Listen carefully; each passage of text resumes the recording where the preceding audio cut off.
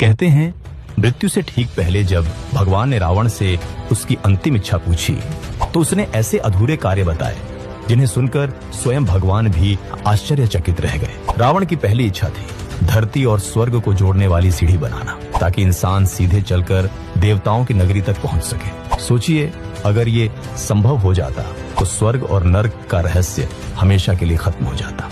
दूसरी इच्छा, वह चाहता था कि कोई भी बच्चा अपने पिता से पहले न मरे।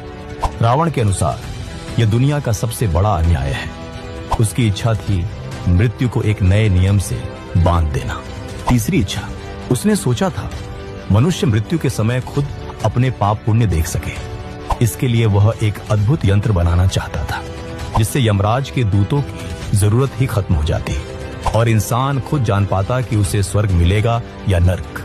चौथी इच्छा, रावण की नजर सिर्फ मानव जीवन पर ही नहीं बल्कि प्रकृति पर भी। वह चाहता था कि समुद्र का पानी मीठा हो जाए ताकि प्यास से कोई न मरे। सोचिए आज अगर समुद्र मीठे होते तो पूरी दुनिया कैसी होती। पांचवी इच्छा, उसकी एक और इच्छा थी चांद को उसके काले धब्बों से मुक्त करना।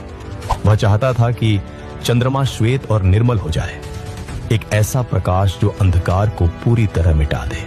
छठी इच्छा, सोने से भरी लंका में रहते हुए भी रावण चाहता था कि सोने में सुगंध हो ताकि उसका राज्य केवल वैभव से नहीं बल्कि सुगंध से भी महके।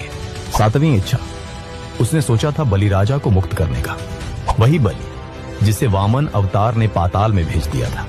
रावण मानता था कि ऐसा राजा जिसकी दानशीलता बेमिसाल थी उसे कैद में रहना ही नहीं चाहिए।